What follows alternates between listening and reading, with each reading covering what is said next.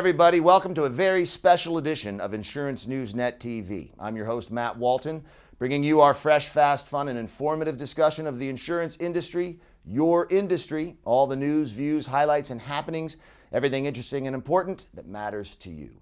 Today, we're coming to you live from beautiful New York, New York. The city's so nice, they named it twice.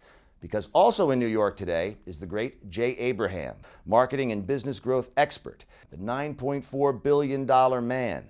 And we're going to talk to him about his upcoming keynote address at the Advisor Super Conference, happening this September 27th through the 29th in Dallas, Texas. A can't-miss event for all insurance agents and advisors who think big and want to gain critical knowledge and understanding of how to 10x their business and enhance every aspect of their lives. But before we ventured our way through the Big Apple to meet with Jay Abraham, I had a chance to catch up with InsuranceNewsNet founder and publisher Paul Feldman across the mighty Hudson to discuss the secrets of his success and why he wants to share those skills and strategies with all of you this September at the Advisor Super Conference. Don't go anywhere. We'll be right back with Jay. You got to have the big dreams, you got to go for it, and you've got to do whatever it takes, always. I'm on my way, I'm making it.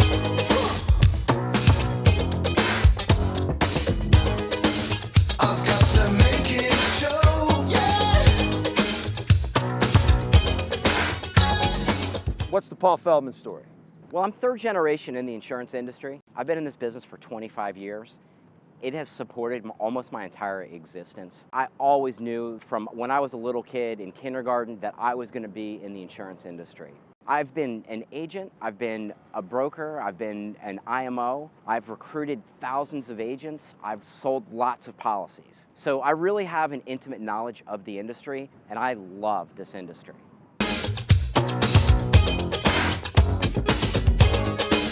I'm gonna watch it growing. How'd you go from insurance sales to InsuranceNewsNet? So back in 1999, I saw a huge opportunity because nobody was really doing it right online. I was sitting on hold for an insurance company, sitting on MSN, and I said, God, I wish there was something like this for the insurance industry. So I saw the opportunity and I drove a bus right through it. I thought big, and I did something that nobody was doing at the time. I had this genesis to start InsuranceNewsNet. It was a combination of a lot of different things on one website, and it was easier than any newspaper, any magazine, any place to read a lot of information and learn a lot of information. I'm an avid learner. I never stop learning, and you can't stop learning either. You always have to be learning, because if you're not growing and learning, you're dying and you're becoming obsolete. The place where I come from is a small town. How did you exponentially grow your business? How did you learn to 10x Paul Feldman? The 10X strategy is a bigger way of thinking. I 10X my business by emulating some of the greatest minds of the business, by doing a lot of different things, a lot of little things, a lot of process improvements, a lot of marketing improvements. Most people look at their business, I want to grow 10%, I want to grow 20%, maybe 30%. That's a huge growth. But when you do a 10X strategy, you're thinking way out into the future. And in order to get there, you've got to do a lot of little things along the way. And they have to be implemented sequentially. And it's learning how to do that. It's about doing different things and measuring it and knowing what to look at. And that's something that Jay Abraham's going to talk a lot about, is measurement and improvement, because you have to constantly improve your processes and your tactics and your strategies if you plan on growing. I've been stretching my mouth to let those big words come right out. Who are your biggest influencers? Who are your heroes? Who are your idols? Who do you look up to in the business world? Your mentors? Who inspired you? So there have been lots of people that inspired me. And I would say that the two that inspired me the most are Dan Kennedy and Jay Abraham. And Jay Abraham, I've worked with him individually, I've worked with him in a group setting, and he is absolutely amazing. We're going to go visit him real soon in New York City, and I can't wait. And I will pray to a big God as I kneel in the big church. So tell us why you picked Jay Abraham to be keynote speaker at the Advisor Super Conference. What'd you learn from Jay?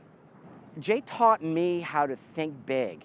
Jay talks a lot about changing your strategy if you want to change your results. And you have to learn from outside of the industry. If you want to think big, you've got to apply some of the best strategies. Take what's working from different industries and apply them to your business. You can't look at what your peers are doing. If you continue to do that, you're going to continue to get the same results as everyone else. I'm on my way, I'm making it. I got to make it show, yeah.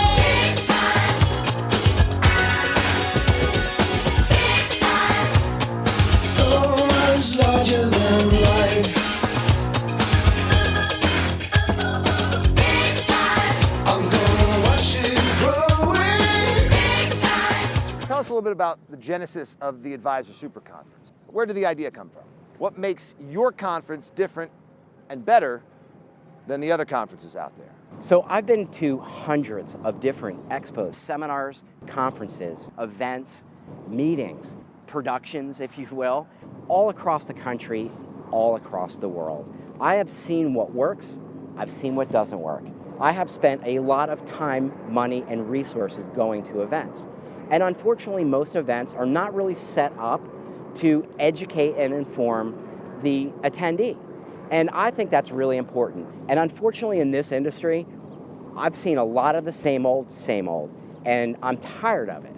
I wanted to do something different. I wanted to take what I've learned and seen from different expos and conferences and apply the best into this conference. So what we're doing is we're doing a lot of things that are different. Some of these I've never seen before. We're really diving deep with Jay Abraham. He's going to be speaking for 3 hours. Dan Kennedy's going to be speaking for 3 hours, plus he's doing a 7-hour bonus day. And we're going to be covering a lot of content, but we're going to go deep and not just cover surface levels, which is what happens at most of these conferences. Attending the Advisor Super Conference is one of the best things an advisor or an agent can do for their business. There's going to be proven strategies. There's going to be a lot of tactics that you can apply almost immediately when you get back to your business. And we're not talking about now investing $20,000, $30,000, $40,000 and growing your marketing expense or your budget. We're talking about doing little things that cost very little to do and to implement. Big time. My business getting bigger. Big time. And my bank account. Big time. Look at my circumstance.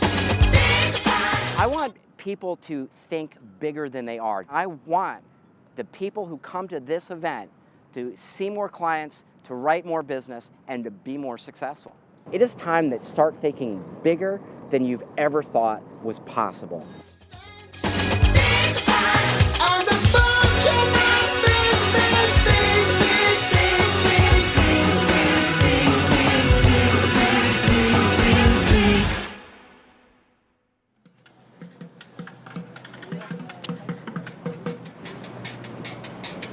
Well, we made it. From the home office to the Big Apple. Jay met with us at the Think Big Suite, overlooking America's biggest city's biggest park, Manhattan Central Park. I promise it was worth the journey. And now, InsuranceNewsNet TV's very special interview with Jay Abraham. It is a real treat to have you here. No, it's my honor, man. Thank you very much. Thank you. So Forbes calls you the top executive coach in the U.S. Stephen Covey says you're the greatest marketing mind alive today. And publisher of InsuranceNewsNet, Paul Feldman, says you're the best marketing and business growth expert on the planet. How did you get from Indianapolis to where you are today? In 2 minutes or less. It's a good story. It is a good story. It's all a byproduct of being transitory. I got married at 18, had 2 kids at 20, no education, the needs of somebody 40, nobody cared. So I jumped from industry to industry with crazy entrepreneurs who didn't give me a salary. They just said, hey, here's a desk, figure out how to make money when you only eat when you earn. You figure out what works and what doesn't, what works best. But I had a very boring or bored personality. I jumped not from job to job, industry to industry. After 10, I realized, boy, people in this industry don't have a clue how people in this industry or this industry or this industry think, their strategies, their marketing approaches, their business models. And I started borrowing elements from other industries I'd been in. I applied them to new industries I was in, and business shot up. Not because I was that good, but actually because most industries follow the herd. They do the same thing everyone else does the same way, plus or minus 20%. I was very much like akin to the one-eyed man in the land of the blind. That's in a nutshell. Okay, so you were exposed to a vast amount of different jobs, and in each one you saw what was missing, and over time you were then able to solve these problems, fill in those holes, and that's. So I want to take you with me. You're a good translator. You could work at the UN.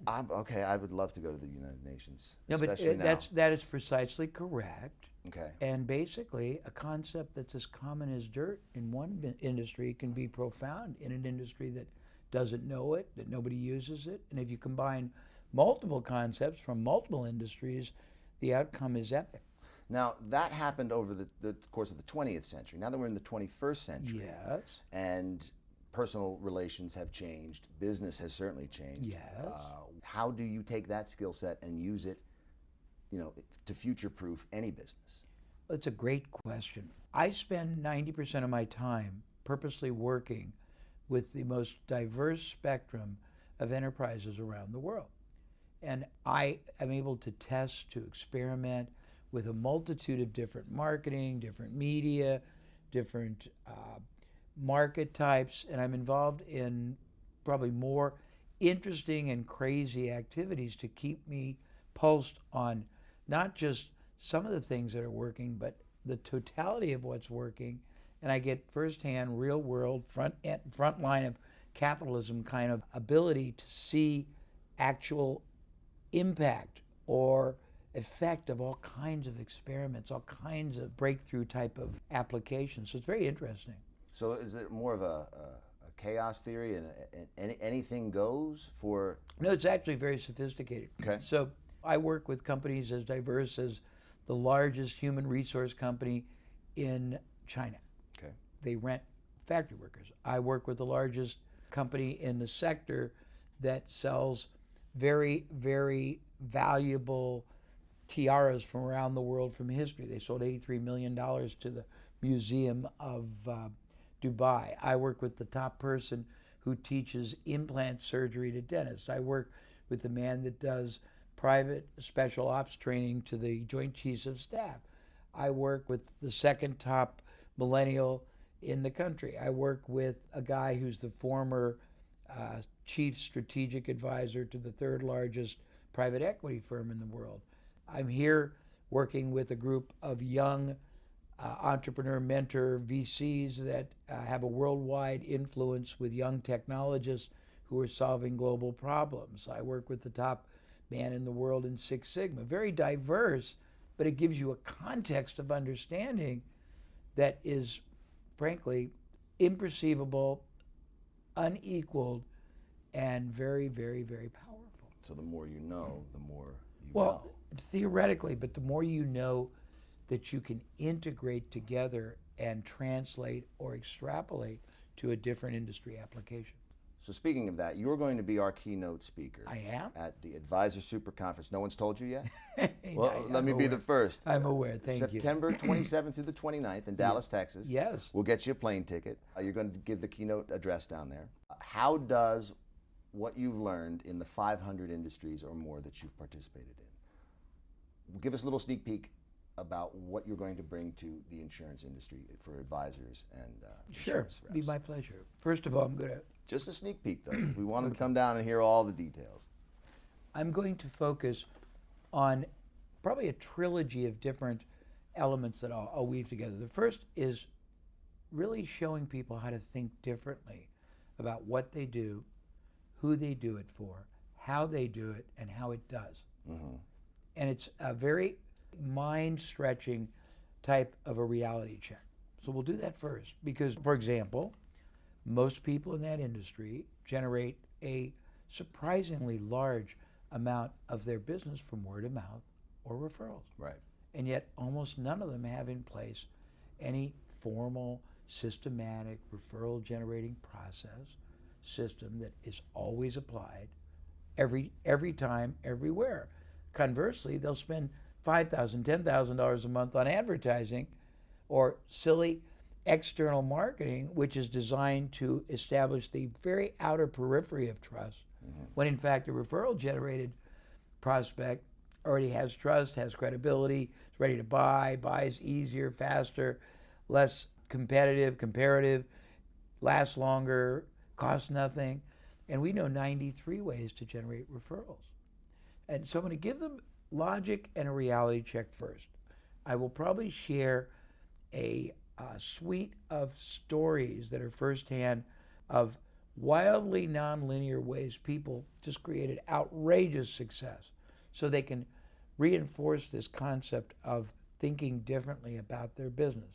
Then I will probably share a composite of universal principles that are immutable but nobody follows in their industry.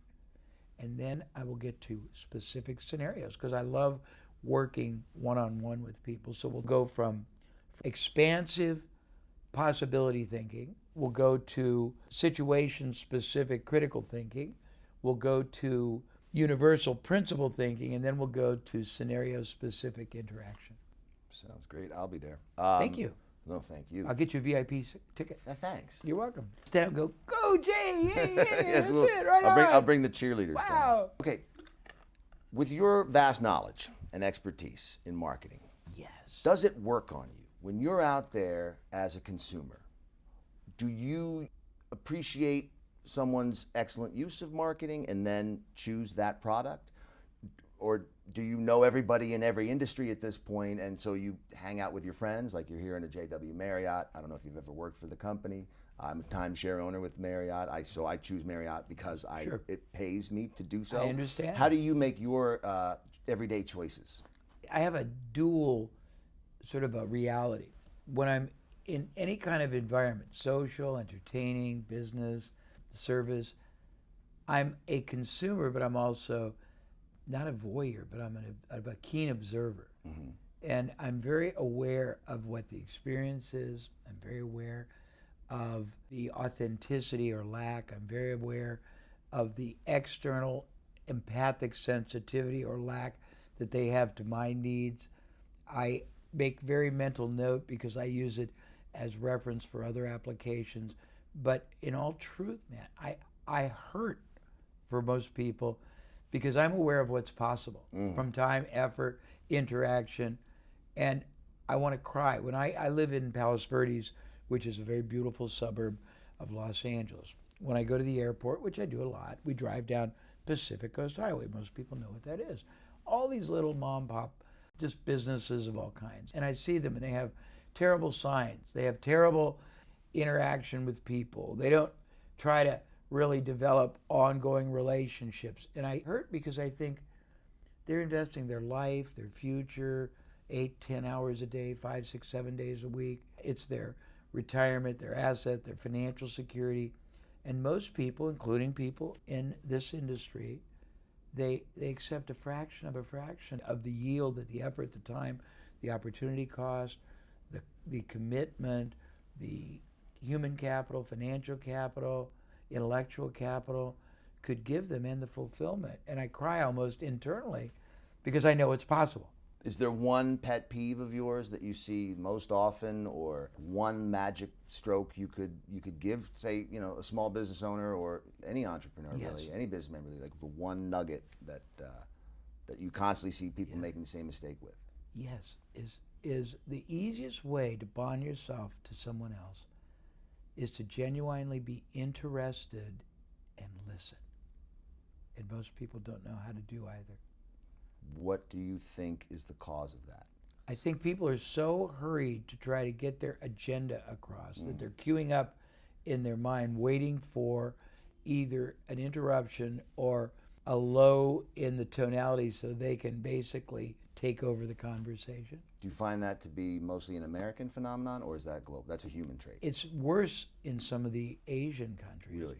Because they're so aggressive trying to make their point instead of to step back and listen to what somebody wants and make somebody feel important and heard. Stephen Covey said this: seek to understand before you try to be understood. And I don't think most people understand that.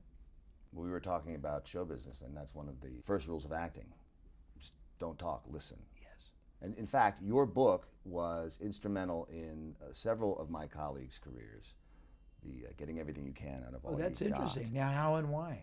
Because there's only so much control you have as an actor. Basically, you're a crayon color. Yes. The director or the producer, whoever, it gets to choose what It's a color great they're going to visual, color yes. that, Yes, that yes. image. Now, you can be the best blue you are, but if that guy wants to color it pink, it's pink. So myself, I needed to diversify. That's why I got into journalism. Yes. And your book was very helpful in that, because I started to look at other aspects of what I wanted to do and who I wanted to be, and discovered there are all kinds of opportunities all over the place because I was open to seeing them.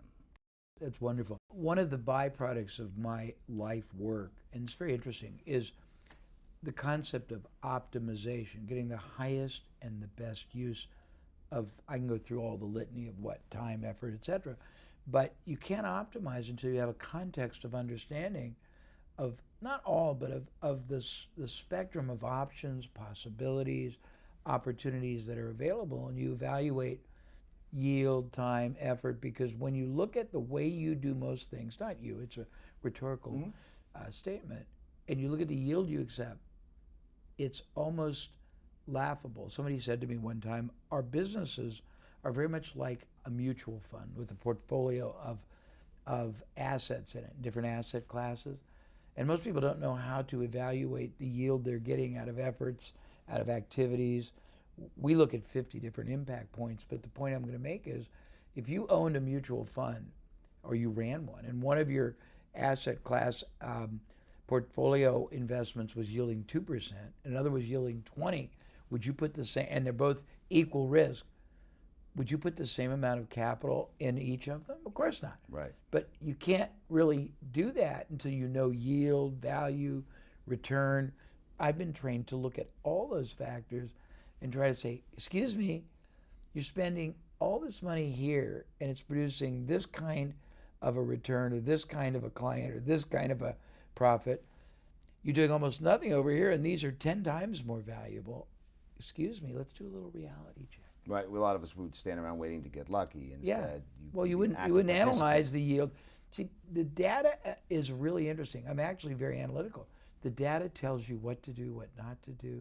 I will find people in businesses where they won't realize that one experiment or one activity they did produced a quality of buyer that is 10 times as desirable and valuable as something else they do all the time. And they will never repeat it because they never really analyzed, or they will spend the same amount of time, effort on everybody when in fact the 80-20 rule always prevails. 20% are going to be worth 80% of their value, but they don't really concentrate on, first of all, investing, not spending, but investing more time, more effort, more nourishment on that, and also trying to replicate it. Very interesting. So we just talked about your pet peeves. What's impressed you lately? What are some things you've encountered in the business world or in your personal life that has blown you away? Something you didn't even see coming? I'm very impressed. I do a lot of work now with younger people because I'm concerned there's a very big, if you look at the stats, there's a huge leadership crisis emerging because a lot of young people don't really have the connection and the recognition of the need to develop and grow others. They're very self-consumed.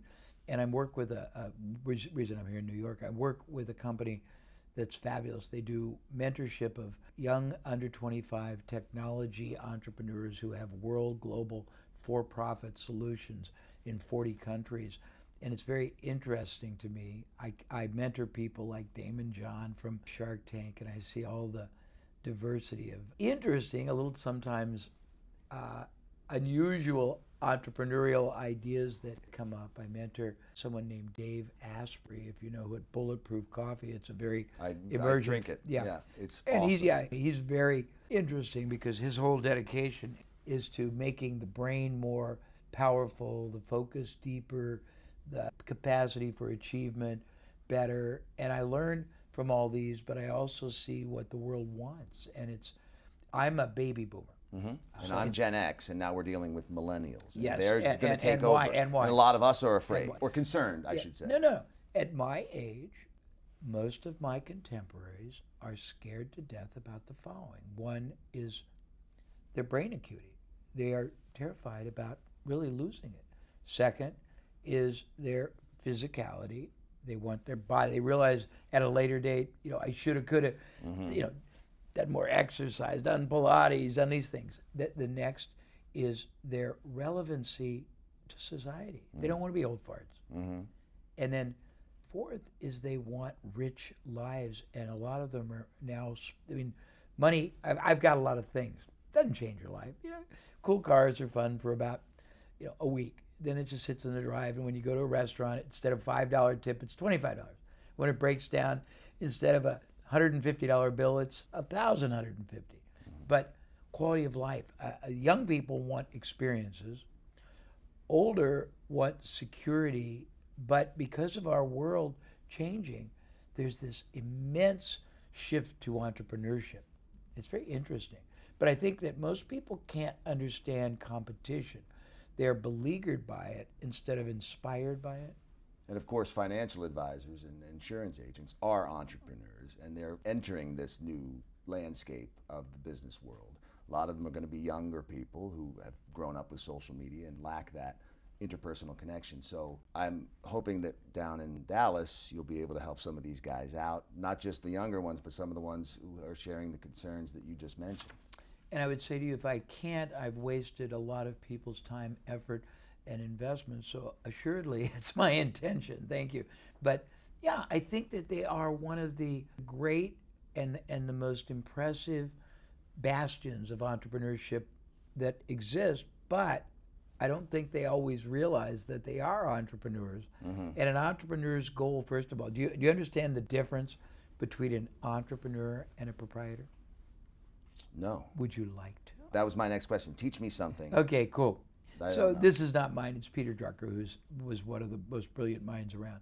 He says a proprietor is someone who goes into an industry just to basically sort of suck oxygen out. He or she is not really adding a lot of value to it. He uses an example of a delicatessen where it's clean and signage is good and people have clean uniforms, a nice counter, fresh meat, clean tables, but nothing really monumentally memorable or experientially important.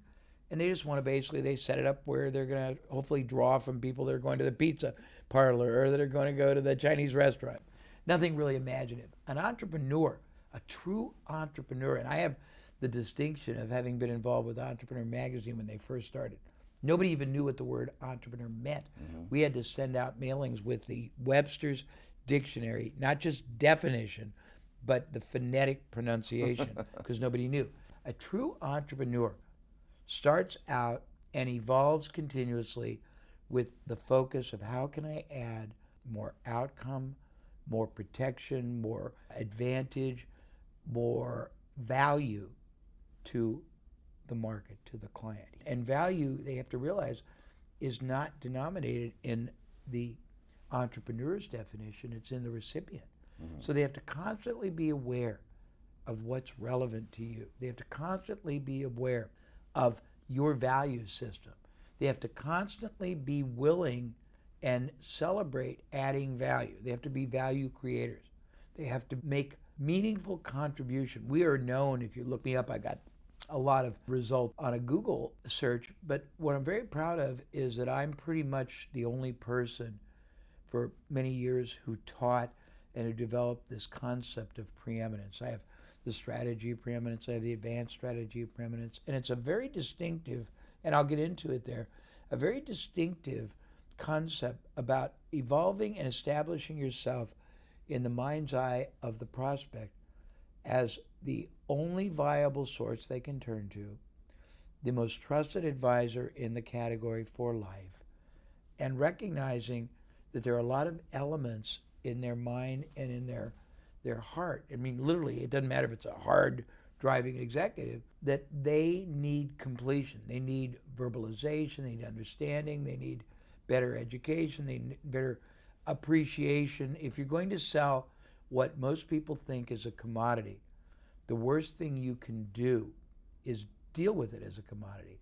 You have to move the reference to making it proprietary. You have to do things in your execution, in your conduct of business that elevate you, your company, your value, and certainly your product or service to a distinction.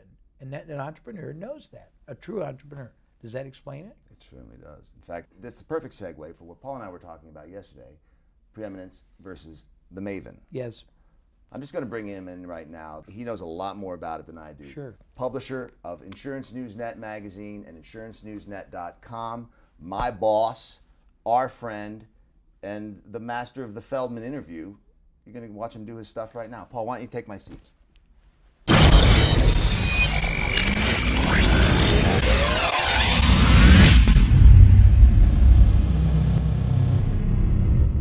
Hi everyone, I'm Paul Feldman, publisher, founder of InsuranceNewsNet magazine and InsuranceNewsNet.com. I am thrilled today to be sitting across from Jay Abraham, a man who's done so much for me. He's taught me so much over the years. I can't think of many people in the world who I've learned more from, and I learn a lot.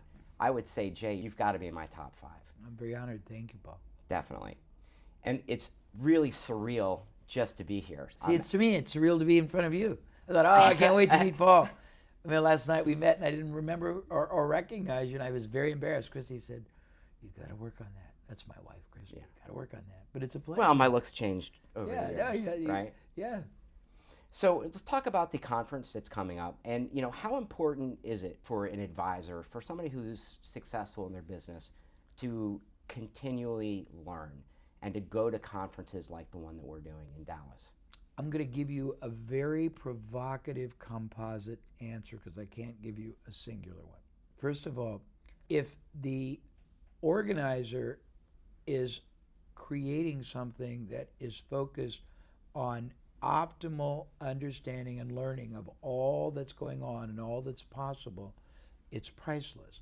If the attendee is committed to evolving and growing himself out of the status quo, it's priceless. If somebody basically is very limited in their sense of wanting more out of what they're doing, wanting to basically understand all that's possible, all the changes, if they want to stay ostrich-like, it's wasteful. There's a very interesting statistic. I think the body of knowledge that is being uncovered and breakthroughs are growing at some outrageous amount. And most people only really commit themselves to maybe a few books and a few elements of trying to learn. I'm going to not go through the whole complexity of it, but every 2 or 3 years, they're about 60% below what people who are committed to growth are doing. And over 3 or 4 years, they're just totally obsolete. And Peter Drucker said, your goal in life as an entrepreneur is to commit constantly to make your business model, your approach, your strategy obsolete.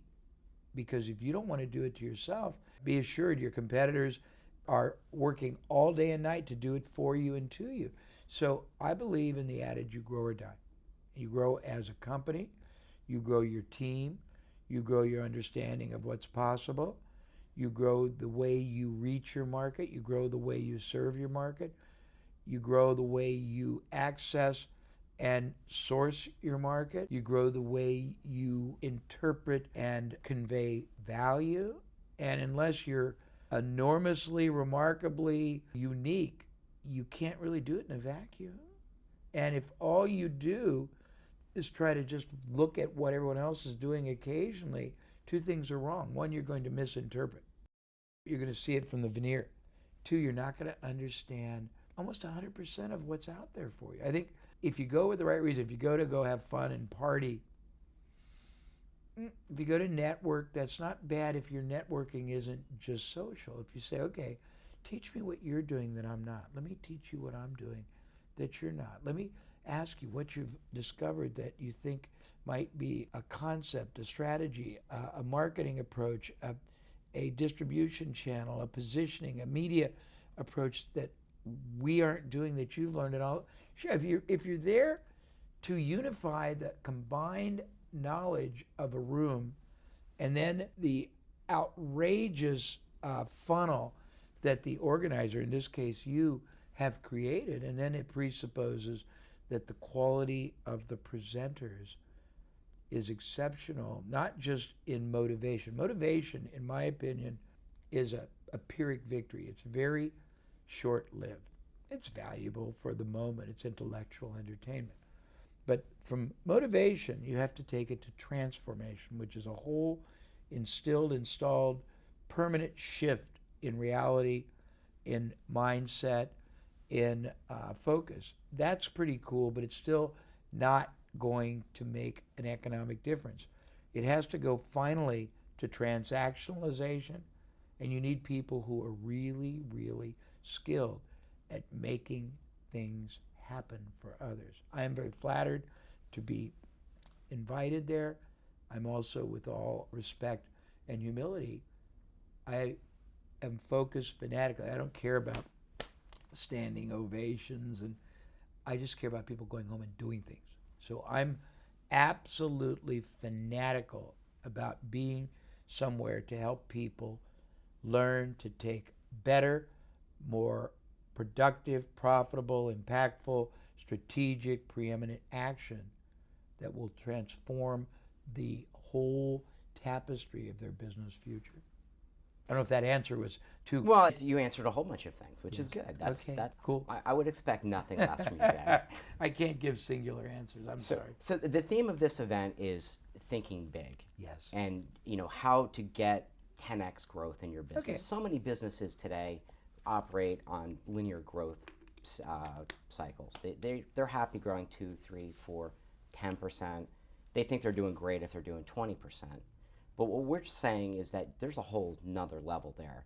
And that's going to be a big theme in here. And tell me some of the strategies that you're going to be covering to get your mindset into that. Sure.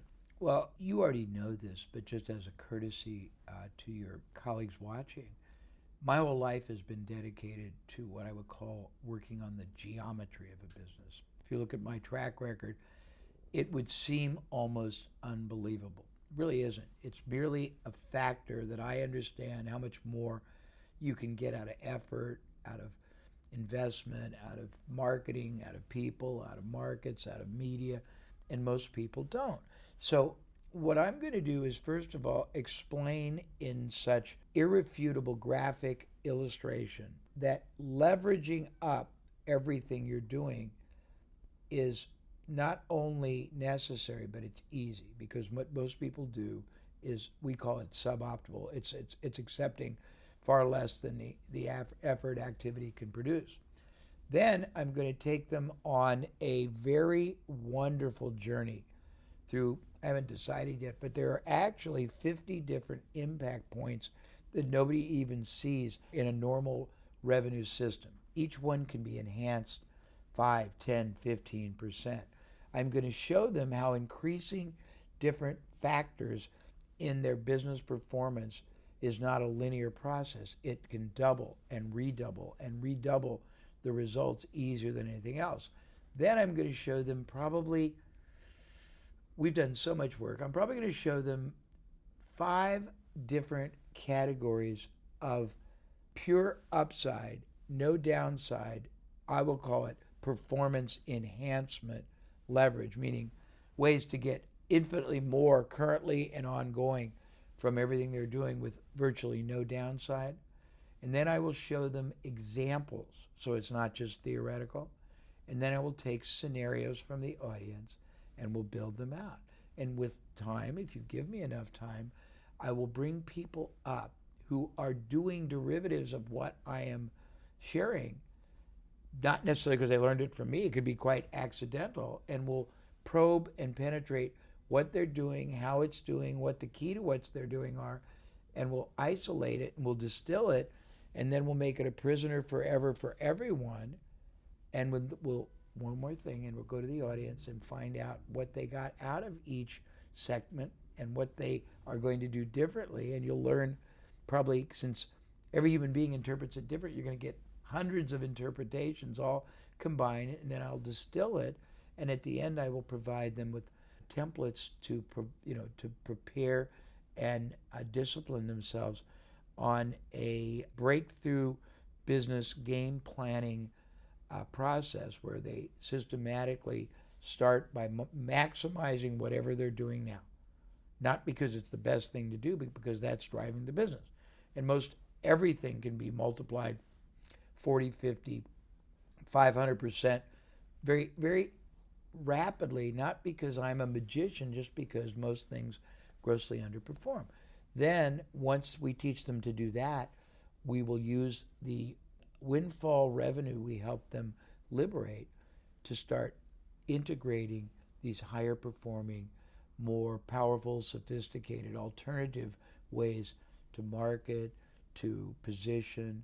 And the combination is going to be a renewed and a transformed business strategy, business model, marketing approach that'll be modified to each person's unique situation. That's a lot, but that's what I hope to do. I can't wait to hear it. Yeah, I think it'll be pretty impactful. Now, we're also going to be doing some hot seats. Yes. In there. And I'm also going to do lightning rounds, too. Okay, let's talk a little bit about that, because that's really interesting, and that's a lot of our audience will have never seen this before. Well, I'm providing you with examples that you can show people ahead of time of hot seats I do around the world for $25,000 a person. This is not arrogant, for 90 minutes. I'm providing you with footage I do with Tony Robbins for his $85,000 a person platinums, where he and I do rat-tat-tat problem-solving clinics, and we call them pitch and catch. I'm providing you with footage of things I've done with Damon John, so you can see what they're like. But basically, they are no-nonsense, Socratic-based analysis and CAT scan, sort of a distillation of looking at a business very quickly from every vantage point, asking no-nonsense questions that cut away the chaff and just get right to the wheat. What are you doing? Why are you doing it? How are you doing it? How it's doing? Have you analyzed different factors? If no, let's look at this, let's look at that. We question everything they're doing in a very constructive way. We use Socratic interviews to demonstrate to them, so they come up themselves with realizations that there are higher and better ways. In the process, I intervene continuously with just resolutions. Like yesterday, I did a 5.5-hour consult with somebody, and about every half hour after we got into it, I said, okay, let's stop. We don't need to go any further. Here's what you need to do, this, this, this.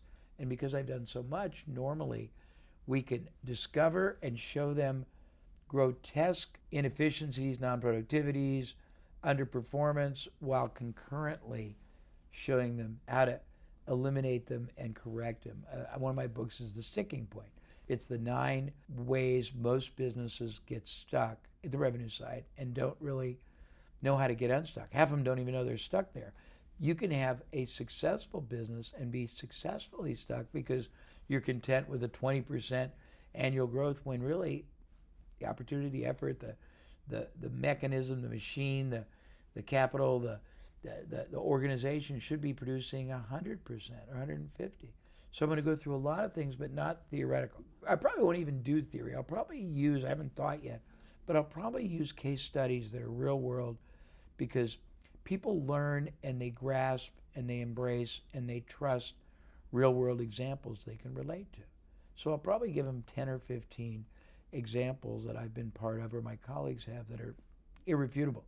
They'll know them, and they'll see how they were done, and they'll get their minds stretched, because I need them to open their mind to look at their business, look at their belief system, look at their marketing, look at their selling approach, look at their positioning, look at their competitive advantage or lack thereof, look at their relationship building and bonding methods or lack thereof, with a very, very serious but a very open mind. And then we're going to transform them. It's a lot, I know, but I think we can do it. We have plenty of time. Yeah, We got and a I lot- have, we I have got- the, and I have We the got a lot desire, of time for you, Jay. and I'm grateful. I'm the one person that doesn't. Well, I think I told you this. I can't do short. It's a disservice to your audience and to me because I'm not somebody who does keynote, 30-minute motivation and Well, I also think that's a disservice to attendees. Yes. That's problematic. That's what happens in a lot of the trade shows that are out there. They're cookie cutters, 1 hour, and you really can't learn a lot of information in a 1 hour keynote. not really. So what way we've developed this is you're going to be speaking for 3 hours, and you're going to be able to really go deep, as well as Dan Kennedy, our other keynote speaker, to go deep, because that's where advisors are going to get the value. You're exactly right. It's not about the highfalutin, I could do this on Google and get this to happen. It's about digging deep, analyzing their business. Yeah, and I think the most important factor is that I'm very committed to dealing with real scenarios, to not just delivering a bunch of theoretical or abstract. We're no nonsense, non-theoretical, real world. And I don't believe in one size fits all. If you ever see a woman in a one size fits all, one woman looks good. Everyone else is too tight, too short, too long, too loose. So it's going to be very custom. And I've done a lot of these, and again, people can see examples, and it'll be very comforting because they're incomparable, but they're very powerful, and the payoff, the yield is very evident very quickly. So I'm going to jump over to a couple of things that you do that Sure. we're going to be discussing at the Okay. conference. And we'll start off with Preeminence. Okay. Because it involves trust, and that's so critical to our audience, to advisors, insurance agents. Absolutely. I mean, trust is key. Yes. So tell me about Preeminence and how do you master that? Okay, well, preeminence should be, once you understand it, it is a philosophical strategy or a strategic philosophy that should be the governing foundation of everything you do, your belief system, your corporate culture, your marketing communication, your mindset with regard to your external clients, your mindset with regard to your internal clients, i.e. your team members and your advisors and vendors. And it's a very profound and a very remarkable process that elevates you and your company, product service, to a position in the mind's eye of the market. As I said earlier to Matt, the only viable source that the market can turn to transact business, to get advice, to get guidance, to get protection. It has you being seen as the most trusted advisor in the category for life, not just for a transaction. It has you being able to learn how to express to your market in words and visions that nobody has ever verbalized before, that you feel what they feel, you grasp where they're at, you put into analogies, you put into comparisons what you understand about their situation, factoring in your expertise that no one else has ever shared with them. Why your perspective is better for them, not for you. It requires you to always focus on what is in the best interest of the client. And I know theoretically everybody's a fiduciary and they do that, but they don't. You can't allow a client to buy less than they should just because it's a sale. You can't allow them to buy more than they should because it's piggy and it's not in their best interest. You can't allow them to buy less combinations, less often. And you also have to be there for more than just the transaction. One of my fascinations, I mean, I'm not wealthy, but I would call myself reasonably prosperous. You know, I own a special version of an Audi that's a sedan with the race car engine in it. I own a Maserati, my wife does, a Porsche, a supercharged Range Rover. What did I just get? A Bentley. And my insurance person doesn't call and visit, doesn't want to know about anything else in my life. They just sort of get the renewals. And if we have a change in car or driver, we tell them. And I think that is the kiss of death today, because the richness of the relationship and the value that is added in between the transactional time, I think, is something people really badly need to focus on and they need to learn. And the big problem is most people who try to do that, it's awkward, it's superficial, and it's inauthentic. And by that I mean, hey, it's Jay checking up on you, Paul. How are things going? I have a whole different belief system. I believe anytime you interact with anyone for any amount of time in your life, but in specific with clients, you got to make their lives better off by the transference of something that occurs. It can be knowledge, can be information, can be reassurance, can be sharing something about another aspect of life, because people don't realize that a client who purchases financial services is not merely a financial service purchaser. It normally is a man or a woman, a entrepreneur or a manager, a husband, a wife, a father, a mother, somebody with hopes and dreams and fears and stress and goals. And the more you understand the totality and the holistic side, this goes into this trust and authenticity, and the more you are connected. I mean, the most precious thing people don't value on their balance sheet is the compounding worth of relationship building between transactions, when it's not going to put money in the bank. Mm-hmm. And yet it does, because it puts conservation in the bank, it puts referrals in the bank, it puts additional revenue in the bank, it puts introductions in the bank. And friendships even. Yes. And I mean, you can be friends with your clients. Wonderful. I mean, one of the very interesting distinctions, and I'll go through the whole process and give people documentation on how to really utilize it and customize it. But one of the greatest elements of being preeminent is a shift in your focus from internal to external. And by that I mean, most people in an industry, they fall in love with the industry. I love financial services. I love securities. I love annuities. I love whatever I love. Or they fall in love with their company. I love ABC Corp. We're great. We're the fastest growing. We're the best rated. Our stock is, it's owned by the CalPERS or whatever. When in fact, if you want to be preeminent, you shift. You fall in love with the clients you serve. You don't just see them as a source of a renewal or a first-time sale. You see them as an individual or an organization that's being protected by you. You see their team as having future if you provide them with their, the 401 or whatever the heck you do. You see them as people, if you're doing medical type things, as knowing that they, their family, all their employees are assured that they won't get wiped out. I mean, you see them in the context of the impact your service rendered in their life and the lives of all the others that are beneficiaries are going to really reap. And it's a transformative approach. Very interesting. I can go on, but it's very powerful. Yeah, and I can't wait to hear more about that at the super conference, because we're definitely going to drill And you into said that. you had a take on it that was very cool. Well, see, I think that, if you take the word eminence, it's superiority. Yes. And you take the word pre, so that comes before. So your superiority comes before you if you're good at it. It's your reputation, it precedes you. Yes.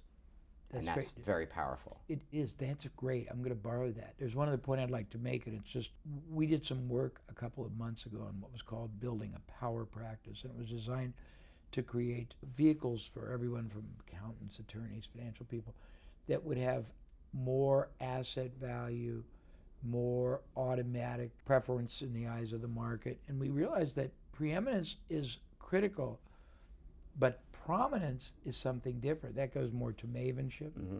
And you have to have the integration of both if you want to really leverage up your results and your impact and thus your success. So let's talk a little bit about mavenship. Okay. What is it? Why should someone care about it?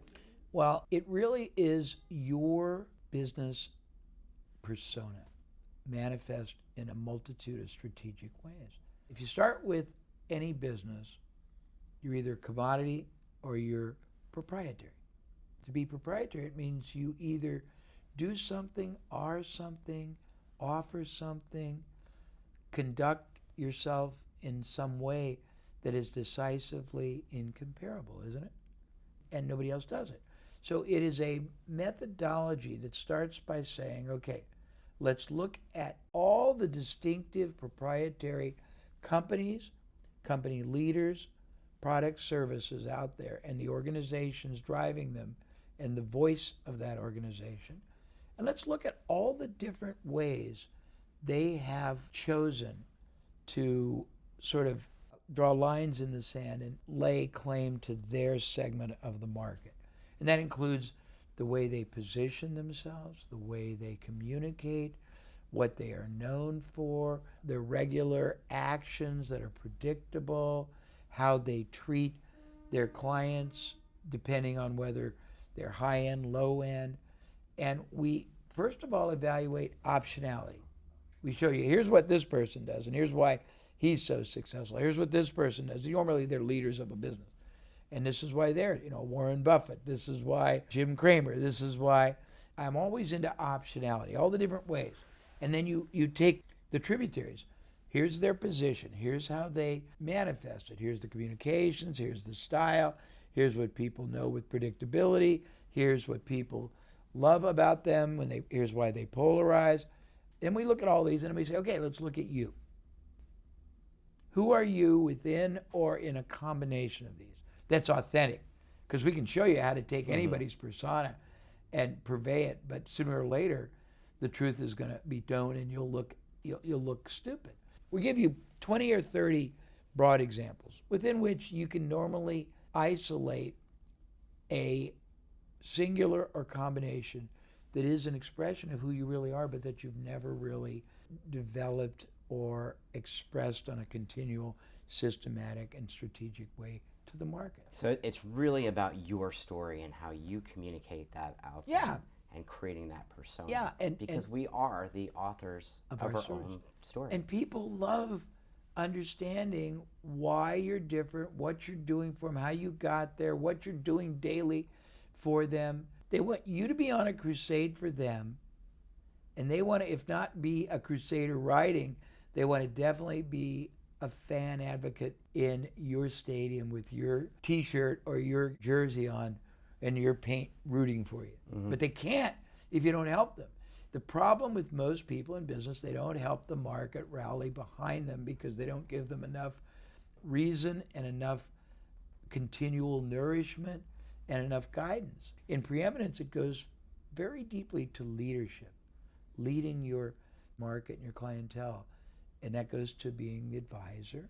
It goes to a lot of things, but it's very powerful. And it really is, it's a wonderful and a very, very profound way to help you catalytically and have an epiphany that you are somebody very distinctive. You have done something very meaningful. You are doing something very important, but nobody knows it because you haven't articulated it. You haven't articulated it to your own team, let alone your market. And when you get clarity on who you really are, and you allow yourself to be fully expressed in a sustaining basis with an identity, a persona, characteristics, actions that are predictable to your unique position, it elevates you instantly. And it's all this is integrative.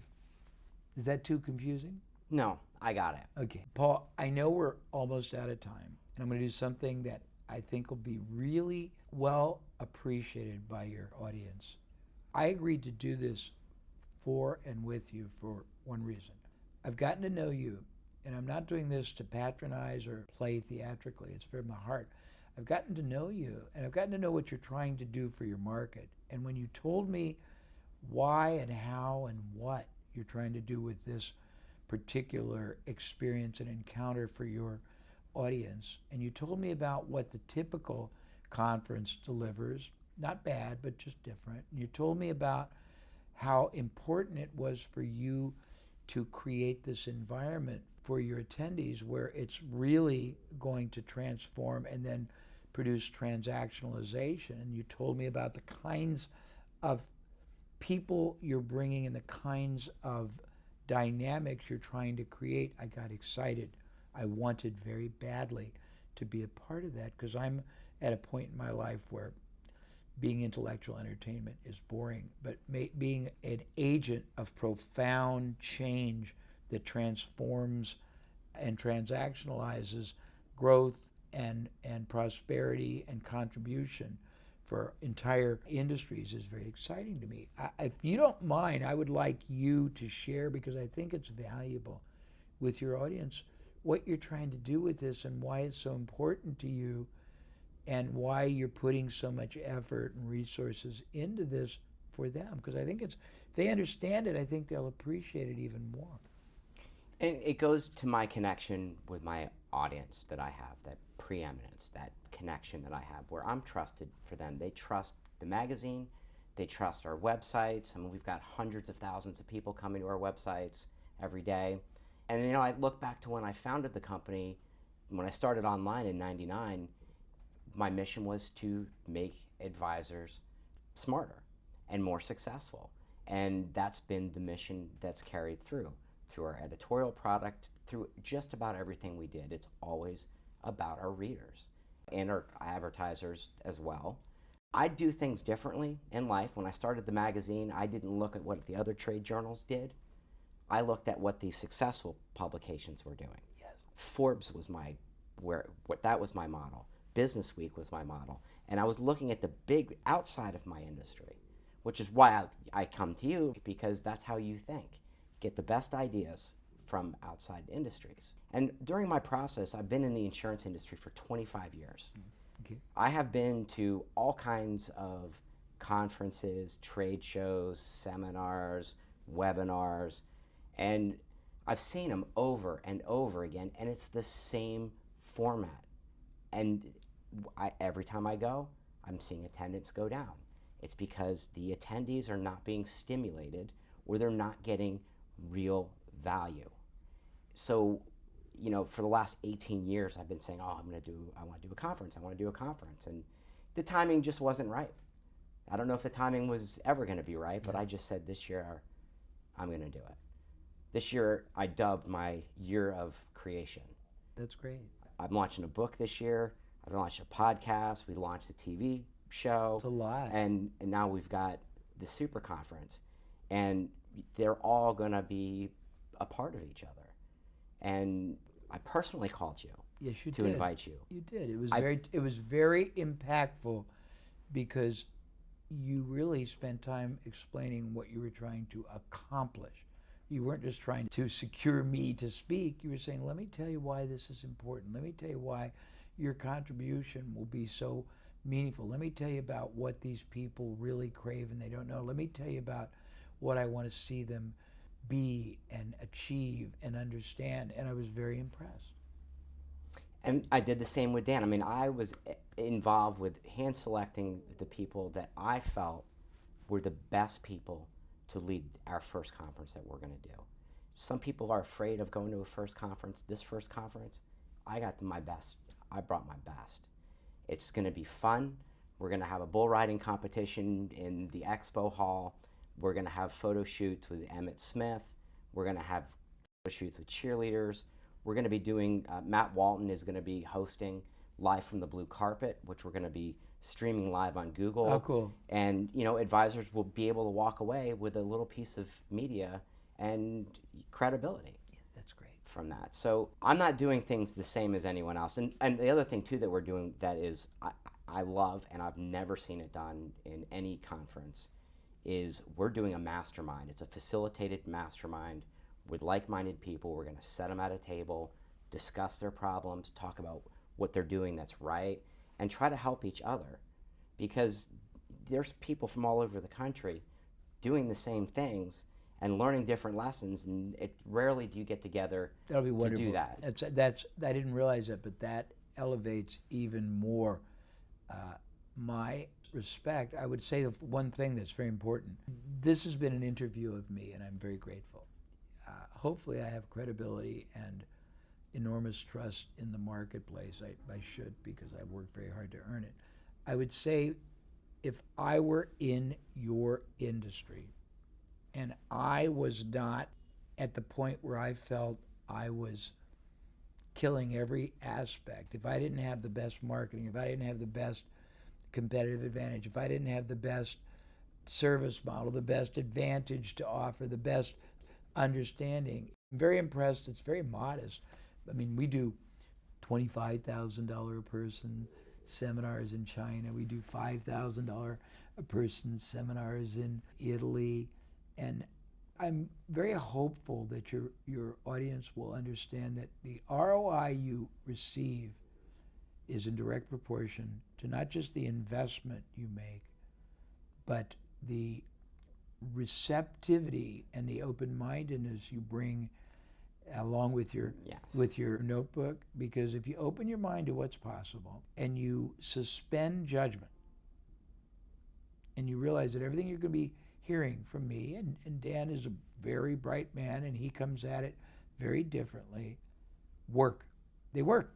They produce, in my case, 20, $30 billion. Dan, I don't know, but certainly billions. So if they work, don't discount them. Don't say, well, I can't do that for any reason that is self-impeding or whether it's regulatory. Ask, what about that could I do? It's a very different question. Mm-hmm. But I think you're doing something Yeah, I mean, very impressive. The reality is all you need is one big idea. True. To really Act to it on. really Act it on. act upon it, because oftentimes great ideas just die in the notebook. Yeah, and when you get ideas, a suggestion, because I do lots of these things, this is going to be very, very, very stimulating. The more stimulating, the less you'll remember. So every time you have an epiphany, a revelation, aha, make the totality of the thought a prisoner on paper, so you'll remember what it is and what the elements of it are when you get home, so you can kick ass with it. And when you are with me, I'll give you this process that you can really incorporate it into your game planner, so it'll be very good. But I think it's going to be wonderful. I'm actually excited about contributing and playing a pivotal role in your inaugural and your incomparable encounter with exponentiality. What mystifies you still? You have an immense amount of experience. You've been all over the world. What mysteries are left for you? Oh, geez, a ton of them. I'm in awe at the ability of people, young and old, to use technology to such wondrous and imaginative and valuable application. I'm impressed with the emerging nations and their hunger and their size and their unrecognized sophistication. You go to China and everyone goes, oh, Chinese, they probably don't have very much going. They got better technology, they're sophisticated. I'm in awe of the fact that we think we are so singularly important in the world. I mean, we have to understand the world. I also am in awe at how limited most people's worldview is. And by worldview, I don't really mean understanding of the world, although that's very cool. I mean their sense of humanity, their sense of understanding all the variables, all the factors, all the elements, all the drivers that impact decision, trust. I'm also in awe of people who are researching and developing the understanding of the value of soft skills. Let me give you two examples. One of my good friends, Stephen M. R. Covey, the son of Stephen R. Covey, is the world's preeminent authority on trust building, corporate trust building. He has done research that show that the companies, let's extrapolate, the entrepreneurs who enjoy the optimal trust have a 300% outperformance factor. So the corporate world, 300% more revenue, 300% higher stock, 300% more loyalty follow through by their team members, 300% less attrition. The ones that don't have to work much harder for much less. Another friend of mine, Sally Hogshead, is the preeminent authority on being fascinating. Now, you wouldn't think that being fascinating has metrics and clinical implications, but she's proven, again, almost a 300% differential between people who are fascinating and people who are boring. She's also proven that if you're too non-fascinating, what do you want to call it, turn-offy, you actually suppress your results. And there are methodologies to all this.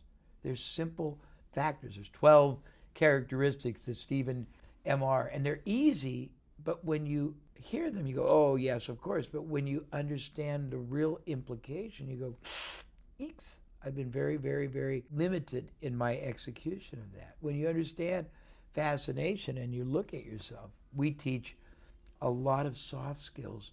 People come to me first for hard and immediate improvement. Right. We've got 50, 60 elements of the revenue stream system that can be improved. But the real driver is the intangible. It's understanding a relationship building. It's understanding external focus. It's understanding the needs, the goals, the mindset of the prospect, and being able to connect with him or her in a way where they feel so understood and not appreciated, but superior, served, protected, or benefited. And there's methodology. It's not just, oh, I wish I could have better connections. Oh, I wish I knew how to get this person to trust me. It's not wishing and hoping. There's very simple, proven, predictable, universal processes to all this. And they're joyous once you understand them, because you start by recognizing them. You then progress to doing self-evaluation. You then start experimenting with allowing yourself to be better in all these. And then if you're any kind of a true entrepreneur with a passion that has been latent for contribution, creating value, you go crazy with it naturally, and it's just like a font that just shoots it out, and everything grows from that. Nice. If you had a superpower, Yes. or the power of God, to change anything in the world or do anything in the world that you can't do now, what would it be? What would you change? And how would you make the world different or better? Well, I'll give you a dual answer, and it's a pretty auspicious power to even discuss. But assuming I had such, I would do two things. First, I have a relationship in Japan with an organization that was started by the founder of Mitsubishi when he was at their peak, and it's called PHP. It stands for Prosperity, Happiness, Peace. And the whole concept is to basically contribute to everybody's prosperity, happiness, peace. I was recruited to be on the World Bank's President Advisory Council to go into third world countries and help people who are struggling to make $50 a month make $150, because their whole world, the economy of the country would change. I think helping entrepreneurship nourish and flourish is very important.